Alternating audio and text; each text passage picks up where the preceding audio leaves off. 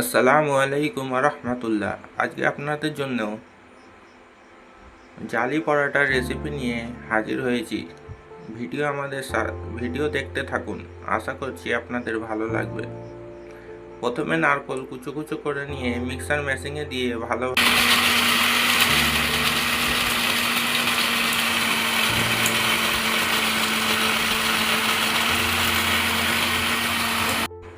Mixing করে নেওয়ার পর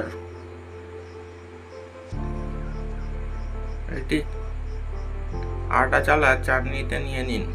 নেওয়ার পর ভালোভাবে দুধটি বার করে নিন। দেখতে পাচ্ছেন লেড়ে চেড়ে দুধগুলো বার করে নিন।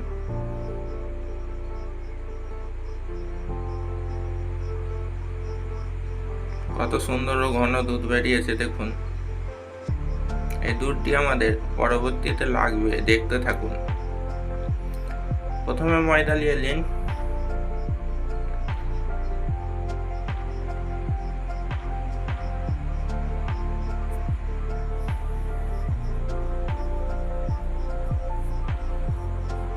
এরপর হাফ চামচ নুন দিয়ে দিন।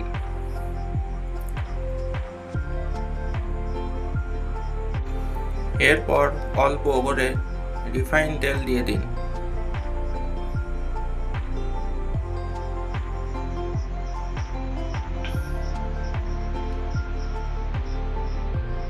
দেওয়ার পর পানি দিয়ে ভালোভাবে মিক্স করে নিতে হবে। খেয়াল রাখবেন ময়দাটিকে খুব ভালোভাবে মেশাতে হবে, এতে করে আমাদের জালি পরাটা খুব সুন্দর হবে। আর যদি গিট্টি গিট্টি থাকে তাহলে জালি পরাটা ভালো হবে না।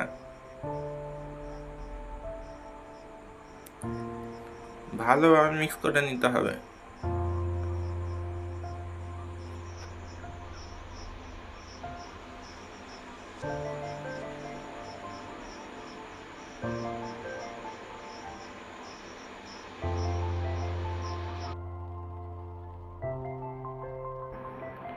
নারকেলের দুধটিকে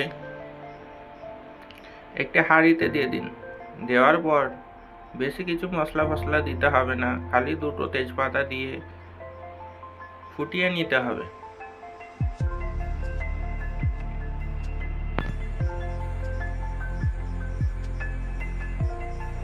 স্বাদ মতন চিনিও দিয়ে দিন। আমি 1 পেয়ালা চিনি দিচ্ছি। দেওয়ার পরে ভালোভাবে ফুটিয়ে নিতে হবে।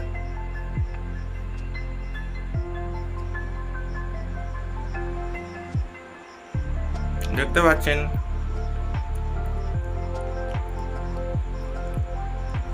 এরপর অল্প নুন দিয়ে দিন। এতে দুধের টেস্টটি আরো ভালো হবে। দুধ মানে নারকেল দুধ। দেখতে পাচ্ছেন গাইস, ফুটে গেছে। এবার বন্ধ করে রেখে দিন। এরপর আসুন আমরা জালি পরাটা কেমন ভাবে বানাবো জেনে নিই। প্রথমে অল্প করে তেল নিয়ে চাটুতে মাখিয়ে দিতে হবে। দেওয়ার পর জিলিপির মতন ঘুরিয়ে ঘুরিয়ে চাটুতে দিয়ে দিতে হবে।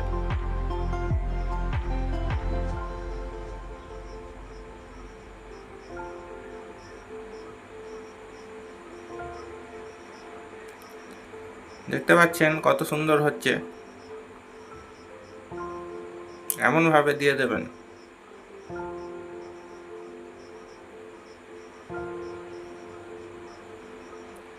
অল্প কিছুক্ষণ রাখবেন, বেশি রাখবেন না, পুড়ে যাবে। অল্প কিছুক্ষণ রাখার পরে সঙ্গে সঙ্গে তুলে নিতে হবে।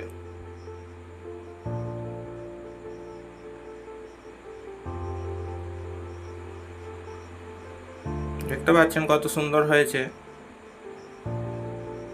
এমনভাবে সবগুলো করে নিন।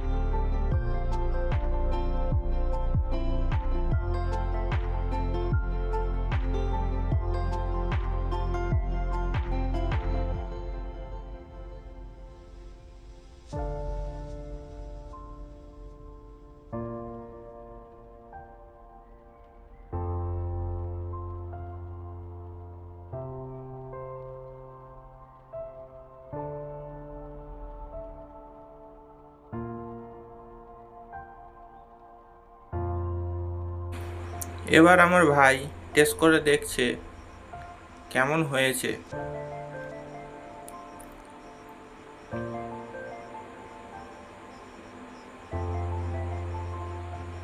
দেখুন, নারকোল দুধ প্রথমে নিয়ে নেবেন একটি বাটিতে এবং তাতে এই জালি পড়াটা নিয়ে ডুবিয়ে দেবেন।